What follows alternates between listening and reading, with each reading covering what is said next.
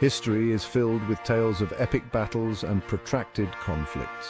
From the 100 Years' War between England and France to the decades-long Vietnam War, human history is replete with examples of drawn-out struggles that have shaped nations and altered the course of history.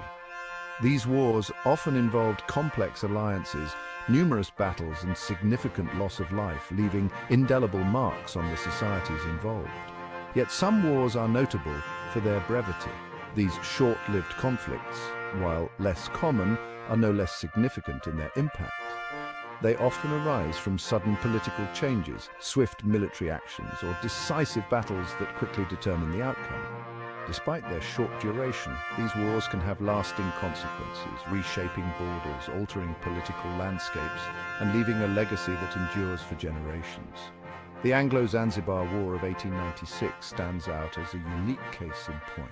This conflict, which took place on August 27, 1896, was a direct result of a succession dispute following the death of the pro-British Sultan Hamad bin Tuwaini. His successor, Sultan Khalid bin Bargash, took power without British approval, leading to immediate tensions.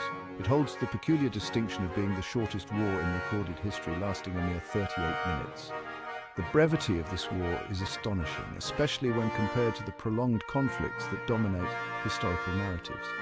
The rapid conclusion of the Anglo-Zanzibar War was due to the overwhelming military superiority of the British forces, who quickly subdued the Zanzibari defenders. This brief but violent clash pitted the British Empire, at the zenith of its power, against the small East African island nation of Zanzibar. The British, with their advanced naval fleet and well-trained soldiers, were able to swiftly overpower the Zanzibari forces, who were ill-equipped and outnumbered. The British bombardment of the Sultan's palace and other strategic locations led to a quick and decisive victory. The conflict, sparked by a succession crisis and fueled by imperial ambitions, serves as a stark reminder of the brutal realities of colonialism in the late 19th century. The Anglo-Zanzibar War, though brief, highlights the lengths to which colonial powers would go to maintain control and influence over their territories. It underscores the often violent and coercive nature of imperial rule and the profound impact it had on the colonized regions and their people. Located off the coast of present-day Tanzania, Zanzibar was a prize coveted by European powers for centuries. Known as the Spice Island, Zanzibar was a major hub for the clove trade and a key player in the lucrative East African slave trade. Its strategic location in the Indian Ocean further enhanced its importance as a trading post connecting Africa, Asia, and the Middle East. By the 19th century, the Sultanate of Zanzibar, though nominally independent, found itself increasingly under the influence of the British Empire.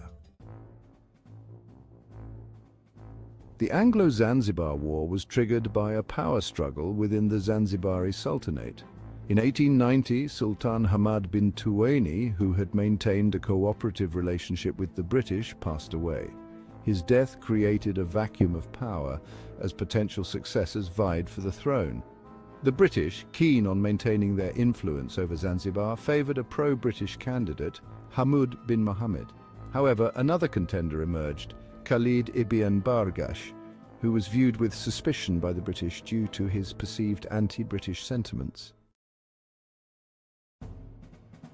Khalid ibn Bargash, a cousin of the deceased sultan, acted swiftly upon Hamad's death. He seized control of the palace and declared himself the new sultan. This act directly challenged British authority and violated a pre-existing treaty that required the British consul's approval for any succession. The British, determined to assert their dominance and install their preferred ruler, responded with an ultimatum. Khalid was given a deadline to relinquish his claim to the throne and surrender to British forces. Section 5. The British ultimatum: surrender or face the consequences. The year was 1896, and the British Empire, with its vast naval power, had issued a stern warning to Sultan Khalid of Zanzibar. The ultimatum was clear and uncompromising. The British ultimatum presented Khalid with an impossible choice. He was a young and relatively inexperienced ruler, having only recently ascended to the throne. The weight of the decision was immense. Surrender meant forfeiting his claim to the throne and likely facing exile. It would be a humiliating end to his short reign, and he would be remembered as the Sultan who capitulated to foreign powers without a fight. Resistance, on the other hand, would pit his meagre forces against the might of the British Empire. The British military was well equipped, highly trained and vastly superior in numbers and firepower. Khalid, perhaps fueled by a sense of national pride or a miscalculation of British resolve, chose defiance. He believed that his forces, though small, could mount a significant resistance and perhaps even garner support from other local leaders. He refused to relinquish his claim, instead opting to fortify his position within the Sultan's palace in Stone Town and prepare for a confrontation he could not win. The palace, a symbol of his authority, became his stronghold. Khalid's decision set the stage for what would become the shortest war in history, lasting a mere 38 minutes. The British forces, with their overwhelming firepower, quickly subdued Khalid's defenses, leading to his eventual capture and exile. This moment in history serves as a stark reminder of the consequences of defying a global superpower. Section 6 in August 27, 1896, 38 minutes of fury. At precisely 9 o'clock in the morning on August 27, 1896, the British ultimatum expired. The British fleet, consisting of 5 warships, unleashed a devastating bombardment upon the Sultan's palace and other strategic targets in Stone Town. The Zanzibari forces, ill-equipped and outmatched, put up a spirited but futile resistance. Khalid's palace, shelled relentlessly by British guns, crumbled under the onslaught. Within minutes, the Sultan's flag was lowered, signaling the end of the short-lived conflict. Section 7. Aftermath: a decisive British victory. The Anglo-Zanzibar War ended as abruptly as it began. The conflict, lasting a mere 38 minutes, resulted in a decisive British victory. Casualties on the Zanzibari side were estimated to be around 500, while the British suffered only a single wounded sailor. Khalid ibn Bargash, the self-proclaimed Sultan, managed to escape the palace during the bombardment and sought refuge in the German consulate. He was later granted asylum and lived out the rest of his days in exile. Section 8. Key players, from sultans to diplomats. The Anglo-Zanzibar War involved a cast of key figures who played pivotal roles in the unfolding drama. On the Zanzibari side, Khalid ibn Bargash's defiance of the British ultimatum set the stage for the conflict. On the British side, Basil Cave, the British consul in Zanzibar, played a crucial role in issuing the ultimatum and overseeing the British military response. Rear Admiral Harry Rawson commanded the British naval forces that carried out the bombardment of Stone Town. Section 9. A legacy in infamy, the shortest war's place in history.